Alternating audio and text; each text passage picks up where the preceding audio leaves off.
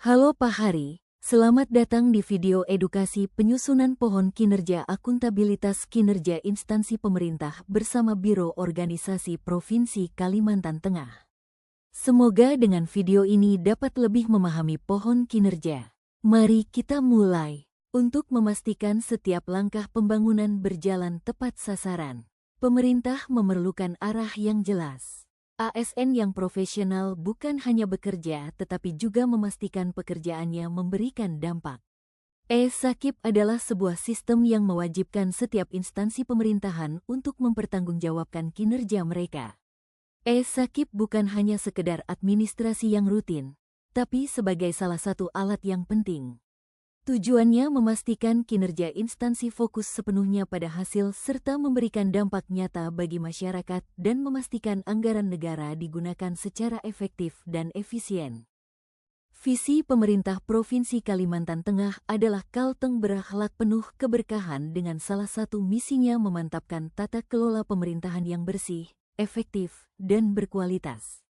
Untuk mewujudkan visi dan misi tersebut disusunlah pohon kinerja yang merupakan salah satu instrumen utama akuntabilitas kinerja instansi pemerintah sebagai panduan atau alat yang menjembatani ide besar seperti visi misi dengan tindakan nyata seperti program atau kegiatan di seluruh jajaran birokrasi, memastikan semua pihak bergerak ke arah yang sama untuk mewujudkan tujuan pembangunan Kalimantan Tengah. Pohon kinerja bukan sekedar bagian yang penuh panah dan kotak, melainkan fondasi awal yang menggambarkan keterhubungan antara visi, misi, tujuan hingga sasaran.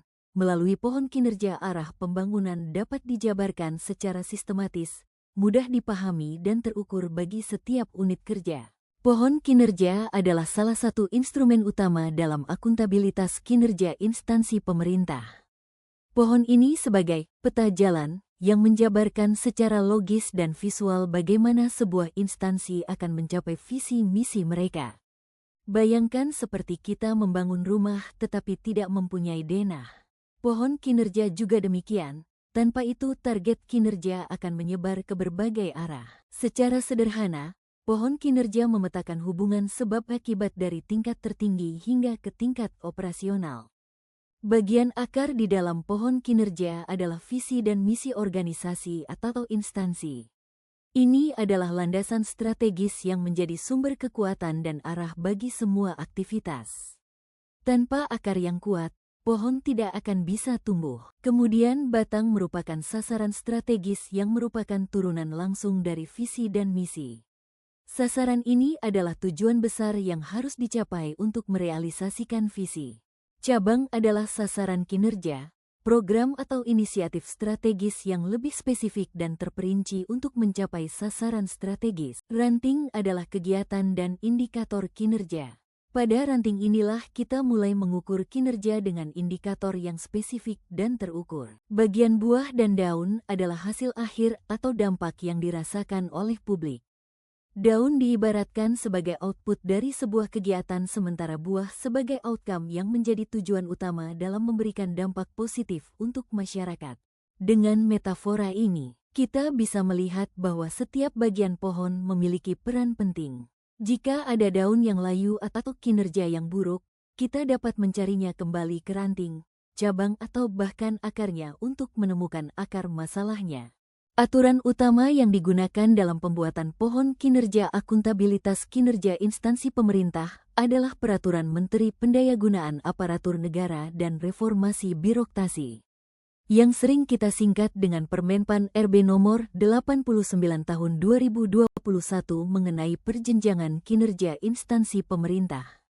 Untuk memudahkan Menpanrap menawarkan salah satu alternatif alat bantu berupa kerangka logis atau logis model yang mungkin kita semua sudah tidak asing lagi.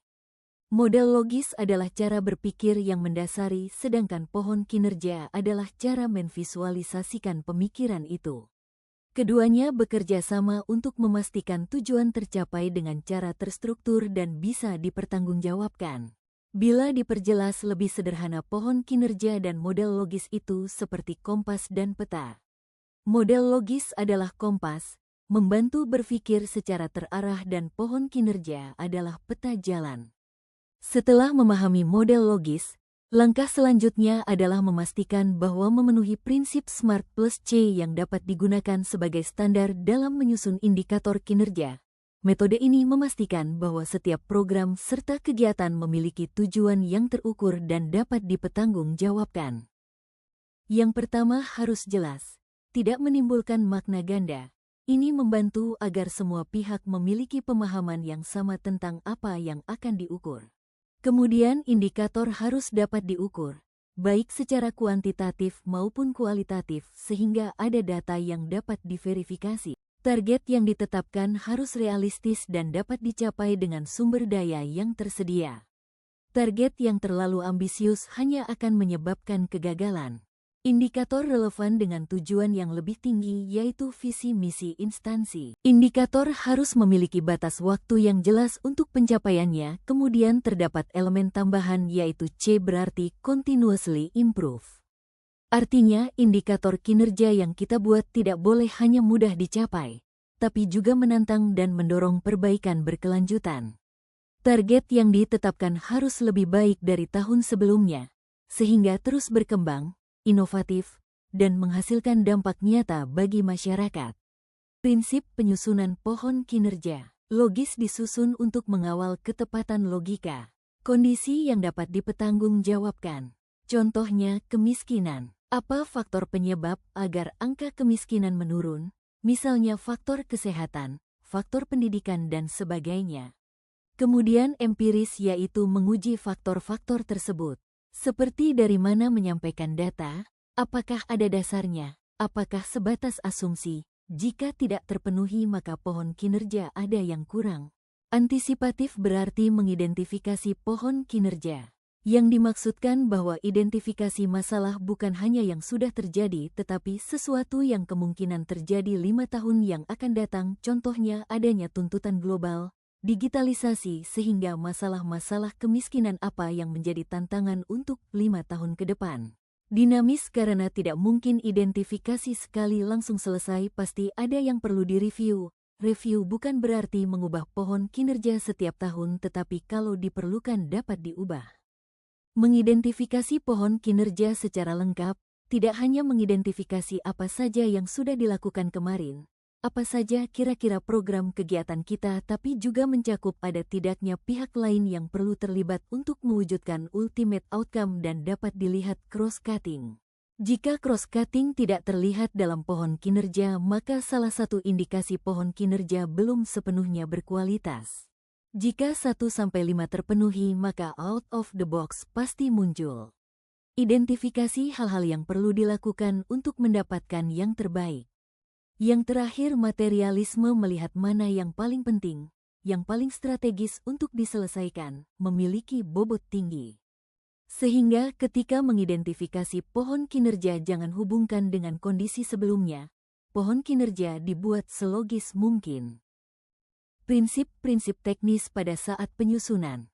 Tidak dihubungkan dengan komponen perencanaan, tidak dihubungkan dengan hierarki organisasi, tidak dihubungkan dengan existing program atau kegiatan, tidak dihubungkan dengan nomenklatur program atau kegiatan, tidak dihubungkan dengan existing anggaran.